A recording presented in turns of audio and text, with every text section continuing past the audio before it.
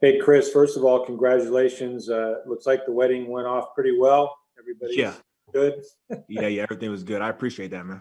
That's outstanding. Hey, I wanted to ask you, I know you're out there with Tom, and of course, now you guys are in this mini camp, but Brady's the last guy to repeat, right? And that's the goal here. So what, if anything, has he shared with you about, what it takes, what that special sauce will be to do it back to back? Honestly, I mean, we haven't really talked, too much about it. I think it's really just like the mentality of we just got to come in and work. I think everyone has a really good like understanding that what we did last year is not going to have any impact on the games this year. So there's no point in Sure. harping on the past. And today, I mean, look, by the naked eye, we talked to Arians. He said that it was sharp, it was fast. You guys were on point. We saw many plays you made with Tom. Did it feel like you just picked up where you left off? And how impressed were you by the way everybody came to work today? Yeah, I mean, pretty much like that's what I felt like. It just kind of felt we had like like a couple week break. It feels like we were just here not too long ago.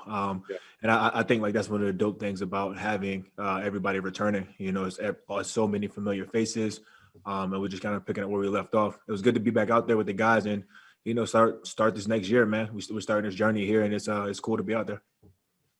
Thanks. Next, we'll go to Jenna Lane. Hey, Chris, to echo what Rick said, congratulations to both you and Mariah. It looked like an amazing wedding. So congratulations to you guys and the doggies as well. Thank you. Kind of also along the lines of what Rick was saying, everything looked really automatic out there for you guys, which is impressive considering Tom was cleared, like 3 weeks ago to resume throwing. Mhm. How did it feel to be out there with him, knowing that he's coming off this knee injury? Were you surprised at how much he was able to do? I know you've done those individual, the private workouts with him as well, but overall, what were your thoughts on how he did and your connection with him? Yeah, I think Tom did a really good job. It's a little weird because like you hear about it like in the media and stuff like that, but as far as like day to day, anytime like we're throwing with him, it doesn't ever seem like a thing that he recently had like an operation or whatever. So we don't think about it. We kind of approach it like if we see him out there, then he's physically able to go. And he does a really good job of just being a professional, coming, and ready to bring his A game. You guys know he wouldn't be as successful as he is, if he's not able to lock in. So I think he does a really good job of that. Mike Evans even said that he thought that the throwing workouts that you guys have with him are sometimes even harder than the ones you do at the facility. He also thought maybe that was because they're so early. What types of things are you guys doing out there with those that are making those so challenging and that have really put you guys in a position to not miss a beat when y'all got back together today?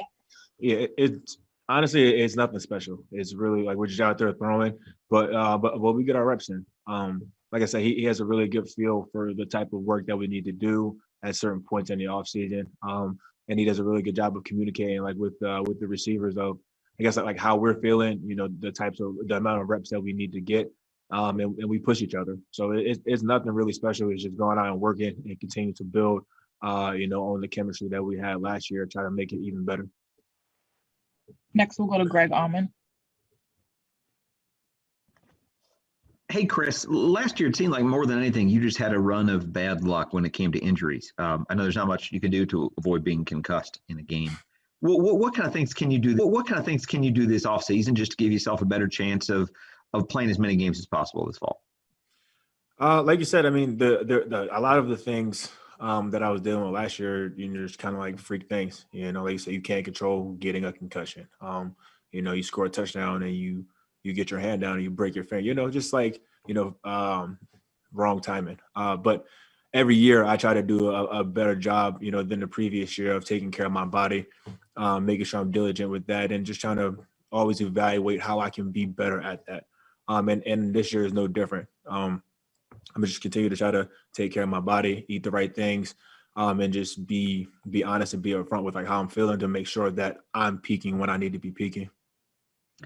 To bring you back, to bring AB back, to add Darden in there, we've been asking you about the depth of your receiving core for a couple of years now. But how strong is this group to be as good as they are 1 to 6, 1 to 7?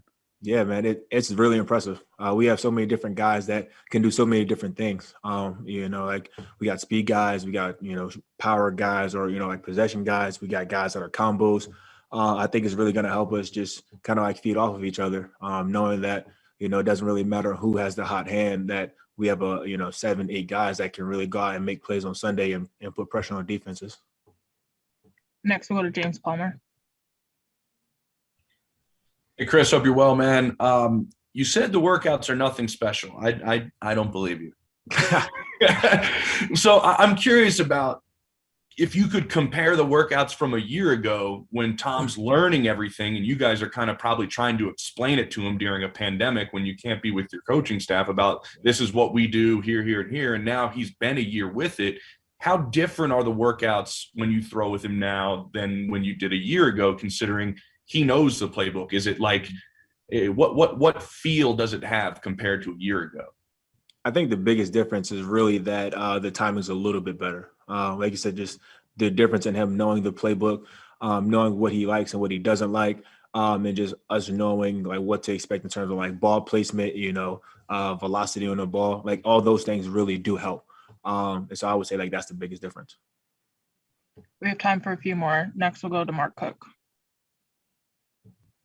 Hey, Chris, the Buccaneers placed the franchise tag on you this offseason. I'm sure you were hoping for a long-term deal, but you saw what they did last year with Shaq Barrett. He got the franchise tag.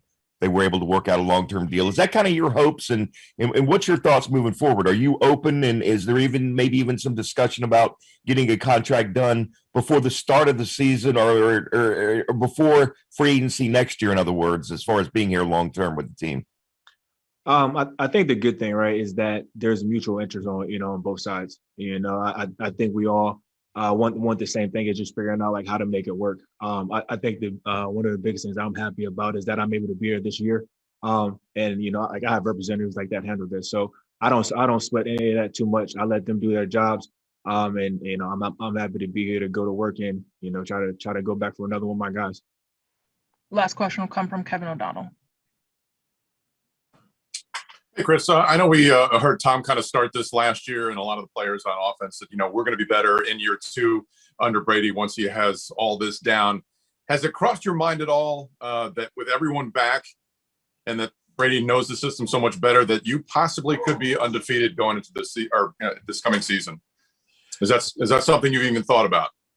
Honestly, not really like in that context. I think regardless of what's going on, you approach a season not expecting to lose. Like I feel like if anybody walks in and is like, well, we're gonna lose to this team, like you're approaching it the wrong way.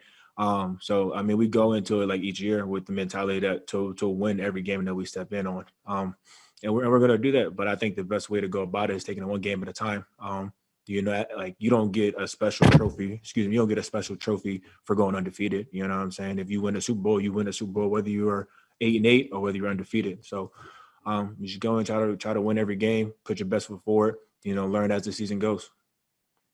All right, that's all we have time for. Appreciate you taking time, Chris. No problem. You all be safe.